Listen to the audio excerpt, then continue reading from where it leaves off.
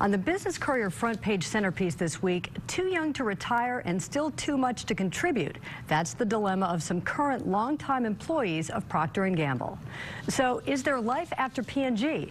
P&G expects to buy out 1,000 employees around the world by June. It's the company's latest effort to boost the bottom line and share price. It's unclear how much top-shelf talent here in Cincinnati will accept a separation package, but it could number in the hundreds. And these P&Gers include some of the most sought-after managers in the world. It's rare that so many highly trained executives hit the job market at the same time. P&G has 118,000 employees, including 11,000 locally. The Business Courier spoke with 5 former top P&G executives who stayed in Cincinnati and now run their own companies. Reporter Barrett Brunsman talked with them about what their stint at Procter meant to them, why they left, and what advice they have for current P&G employees wondering if it's time to move on. They offered advice that can be useful to any worker eyeing a career change. Barrett joins Business Courier editor Rob Dahlmeyer with some insight. Thanks, Peg, and Barrett, thanks for being here.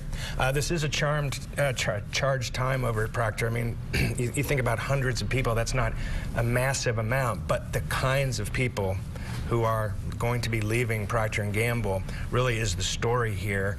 Talk about what this could mean to Cincinnati to have these kinds of people essentially on the job market.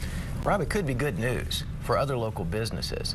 A lot of these highly trained executives have skills that could easily translate into new types of businesses, and that could help drive the synergy of what's going on throughout greater Cincinnati. And so what do you talk, when you talk to the CEOs, for instance, about why they left, you also then talk to them about what it's like at P&G now, you know, for the people staying. How does P&G handle losing these kinds of people and still keep, you know, the motivation of the people that stay? I was told that they still stay in touch with a lot of folks back there, and there's a little bit of anxiety. I mean, this isn't the first round of these types of buyouts. By the same token, P&G, they're confident will succeed and continue to thrive as it sort of reinvents itself. So why, you talk about reinvention, and that's something that was sort of a common theme. You talked to 5, as Peg said, you talked to 5 former P&G execs, and frankly, these people had really good jobs at P&G, left, stayed in Cincinnati, became CEOs of different companies. So they really are kind of the perfect story for Cincinnati. That's what we want to have happen. What were some of the common themes that you heard from these CEOs about their time at P&G and what it meant, and maybe how we keep these other people? One common theme was they said that everybody, these high-level executives at P&G were talking about taking this buyout. Their skills are highly transferable. For example, they are learned to think strategically, to think several steps ahead so that they can make objective business decisions, not based on emotions. Also, at the core of what the managers at P&G learn is how to solve problems. They're very, very good at it.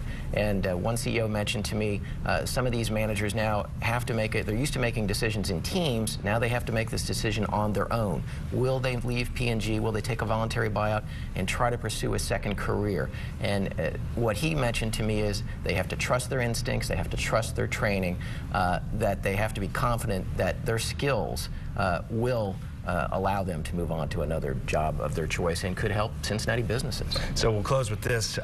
P&G is trying to sort of reduce its workforce to help save some money and get the share price back up to where Wall Street likes them, but P&G is not lacking for people who want to work there. No, don't get the wrong impression, Rob. They have about 1 million people a year apply to work at P&G.